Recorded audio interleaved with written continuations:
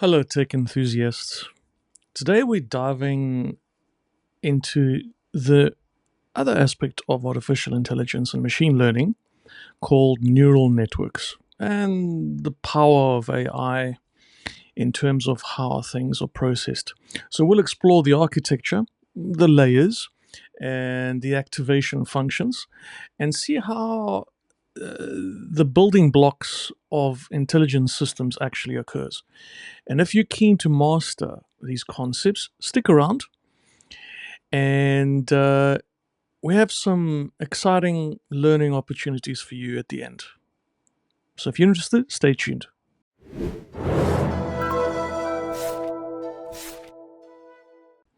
Hi everyone, welcome back. It's Demetrius here from OB Pixel and once again my brand OB Academy.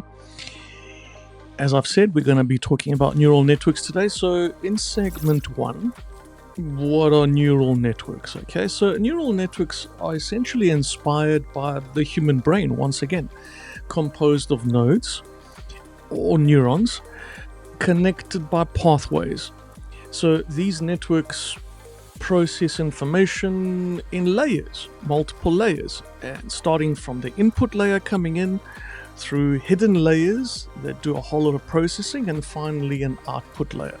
So the architecture of a neural network, including how many layers it has and how these layers are connected, defines the ability to learn and solve problems. So from simple networks for basic talks to complex ones like deep neural networks for advanced image recognition is really the structure, right? The structure underneath is the key, and that's where neural networks come in. Okay, so let's talk about these neural network layers. We're going to look at these layers in a little bit more depth. So each layer in a neural network has a specific function. The input layer receives the data, right? Hidden layers will process that data, and the output layer then delivers the final verdict of that processing. So the hidden layers is where the magic really happens, as we've been talking about in this short series, where it's transforming all the inputs into something the network can use to make decisions or predictions. The depth and the design of these layers plays a crucial role in the network's learning capacity and capability of the network. One more small hidden feature inside neural networks is their functionality. So in segment 3, let's chat about the activation functions briefly. There are a lot more other functions and a lot more other capabilities in neural networks, but we're just chatting about 3 today. So excuse me, moving into activation functions. These are the heartbeats of neural networks. So they basically decide whether a neuron or a node should be activated, influencing the network's output. Okay, so each activation function that is implemented has a purpose. For example, you have functions such as ReLUs, which is great for nonlinear programs or problems, while softmax is used in classification tasks to determine probabilities of different classes. So what am I talking about when I say ReLU and softmax?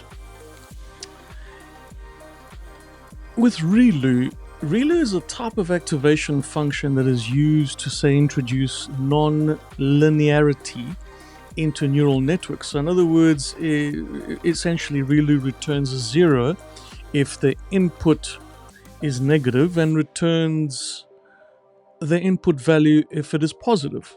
Okay, so this means that ReLU can effectively turn off and turn on certain neurons on the network by setting their outputs to 0, which can then help with the problem of vanishing gradients, for example. So essentially ReLU is computationally efficient and is widely used today in things like convolutional sort of neural networks for like things like image recognition tasks. So once again, ReLU is something like it returns a 0 if the input is negative, and then returns the input value if it's positive. So it knows how to get rid of information that it doesn't need, and it presents the right information to you.